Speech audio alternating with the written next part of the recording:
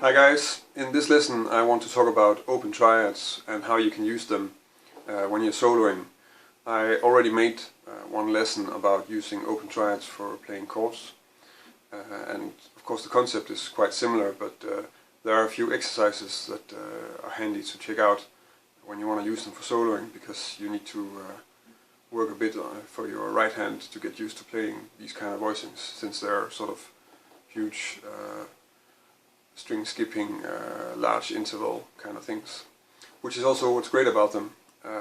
If you want to start using larger intervals in your improvisations or in your solos, then having them grouped together in something like a triad, which is a strong harmonic thing and also therefore a fairly strong melodic thing to work with, makes it easier to make a good line.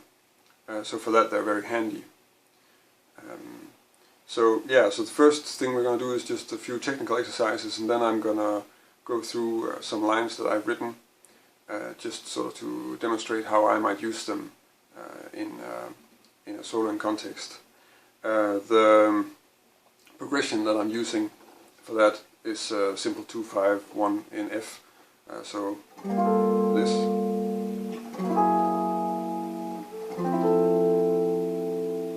which is just your G minor 7, G flat 7 or C7 altered, and in some examples I'm also going to use the diminished scales. It's going to be like a C7 with a flat 9, and then F major 7. Okay, so maybe let's just do a few of the exercises first.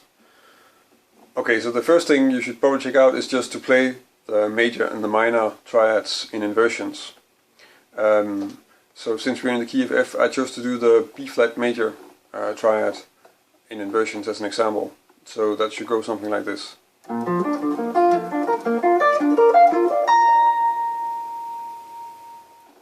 Another triad to check out would be a minor triad, and that would be, for instance, G minor.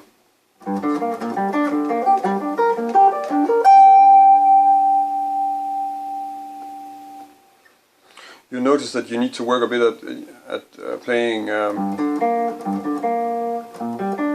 the different string configurations, because you have all the time in both triads you have one note on each string and you have a string skip somewhere, if you don't have two. And there's always going to be a few different ways to play a triad. So you can play a B flat major triad like this, but you could also play it like this.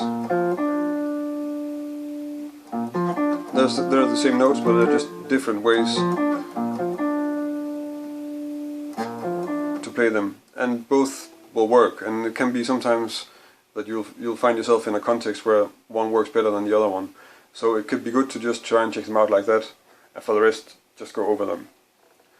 So the next thing you want to check out is how to play this in the context of a scale. Since my whole lesson here is based on 2-5-1 in F, I chose to just to play the root position open voice triads in F on the entire neck. So that would be something like this.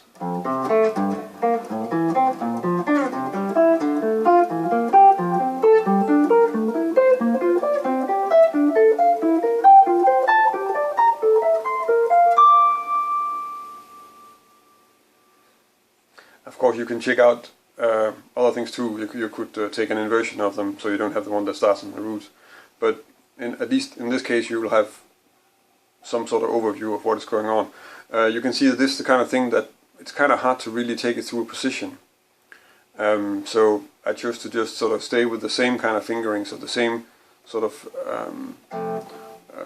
spread of the voices that I have: root, fifth, and a string skip up to the third, and then I take that through the scale without changing to having the string skip between the fifth, the root and the fifth.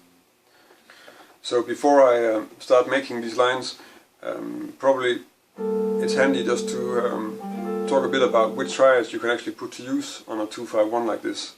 I'm just going to do that a bit fast, because I covered it in other lessons too. It's in the lesson on triads, and the technique is actually also explained in the lesson about superimposing diatonic arpeggios. I'll link to those too. But the idea is quite simple. We have our 2-5-1 in F. If I play it sort of a root position, or sort of, if I play a root position G minor 7, we can already see that it has a G minor triad and a B flat triad. If I add the 9, I have a D minor triad, and actually on the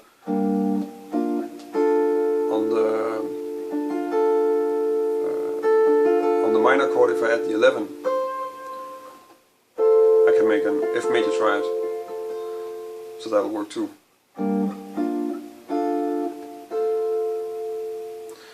For the C7 altered, we're going to apply the trick that I talked about in the other lessons that I mentioned, and look at it as if it's a G flat 7. And if I play that in a root voicing like this, well, we have the G flat, we have a B flat diminished triad, and if I add the 9,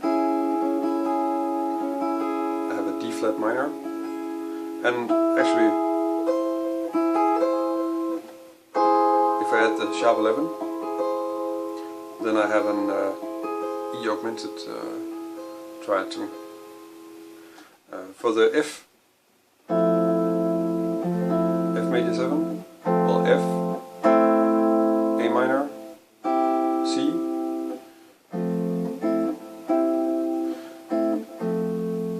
will all work. So basically what I'm doing is just I'm sort of looking around and saying, well, okay, I can make a triad out of these 3 notes already within the chord, since the chord is already a stack of thirds. And in some cases I might just add 1 or 2 notes and look at, like, okay, how's that working? And then I'm also in 2 of the examples I'm actually talking about a dominant using the diminished scale. And what I'm using on that is, if you have a diminished scale, I'm not really going to go into that. It's symmetrical, so I mean, of course you have your dim, which you can move around, but you can also move around major triads and minor triads. So I use that. So in the case of the C7, I think I use an E flat, which would be moving the C up a minor third, and I also use the A, which is just down a minor third. So the first example sounds like this.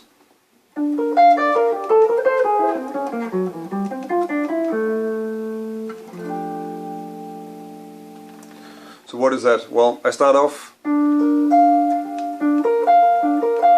with a B flat major open voice triads, then I run down the G minor arpeggio, a bit of scale, then I'm playing an E augmented or a C augmented, which is the same thing because it's a symmetrical triad, and then I'm using the G flat 7 arpeggio in an inversion. And then to resolve on the F major 7, I'm using this, which is a stagger fourth from the 9. And then I'm moving into this sus sound. It's an A sus triad. It's a triad that I kind of like to use for major 7 sounds, because you get the sound of the chord, which is just the 3rd, 7, and then the 13. So sort of a rich sounding major 7 sound. The next example sounds like this.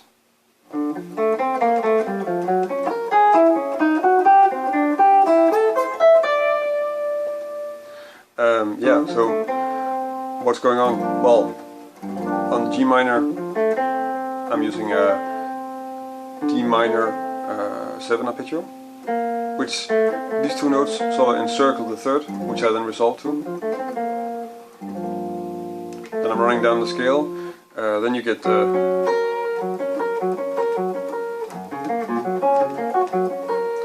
G flat major open voice triad, D flat or C sharp minor triad, and on the F I'm resolving to the 9, which is first a G sus sound, and then this sort of,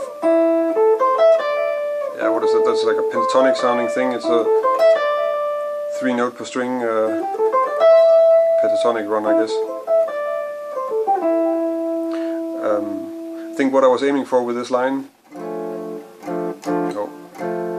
is probably to have like a fairly huge range in work. So I'm starting here, but I'm ending up here,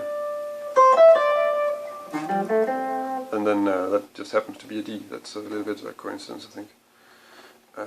Okay, so let's do the third example. So the third example sounds like this.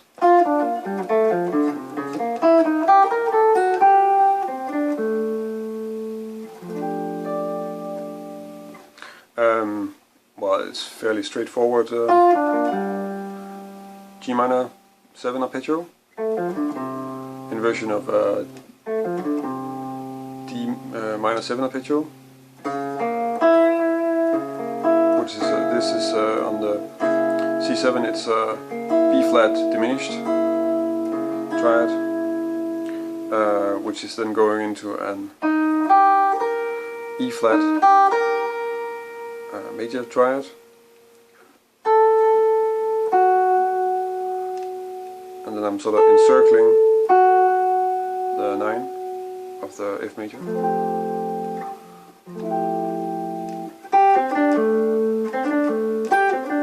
And then if you look at the F major 7 line, it's sort of an D sus D7 sus 4 arpeggio, in fact.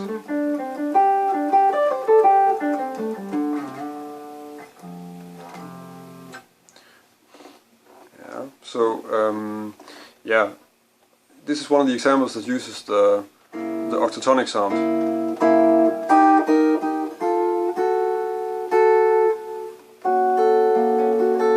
So basically this kind of sound.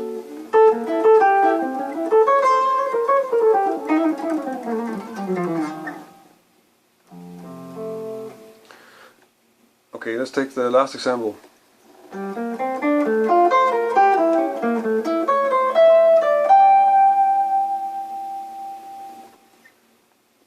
Yeah, what's going on? First we get, this is, I guess, what you could call it the minor coaching pattern, or just G minor pentatonic. Then this F major triad, where I'm sort of resolving the 11 down to the third, because that sort of works better melodically for me. And on the C7, again I'm using the diminished sound, so I'm first playing this E diminished, then I'm playing an A major triad, which I then make into a minor triad, I guess, and on the F major 7 I'm resolving that to the first to the major 7, and then continuing on to the 9.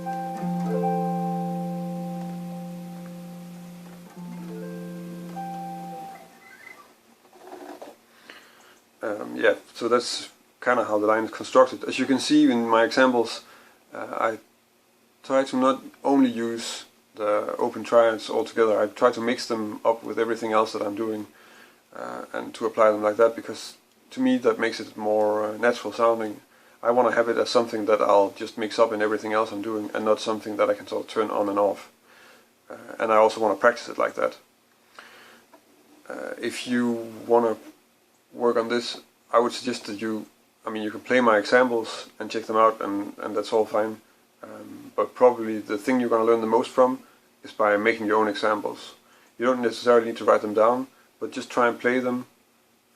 Try and see if you can hear for yourself, well, this sounds good to me, or it doesn't work, or it does work, what works. Working on it like that is probably the best way to get it into your system and to get it into your playing in a way that is something you can apply. So there was a few examples on how I apply open voice triads when I'm soloing. I hope you can use it in your own playing, and that you found the information that I'm working with in this lesson useful. If you have any comments, then feel free to leave them here on the video, or connect with me on Facebook or Twitter or Google+. Let me know there. The same goes if you have any requests for stuff that I could do a lesson on, of course, or any other remarks. It's always handy to get some feedback. If you like the video, then you can of course like it on YouTube, and you can of course also subscribe to my channel, which is one way of being up to date with new lessons and when new music is coming out where I'm playing, or concerts or similar things. You can also subscribe to my newsletter on my website, and of course you can download the music examples from this lesson as a PDF on my website, so go there and get that, then you have the examples. For the rest, thank you for watching, and until next time.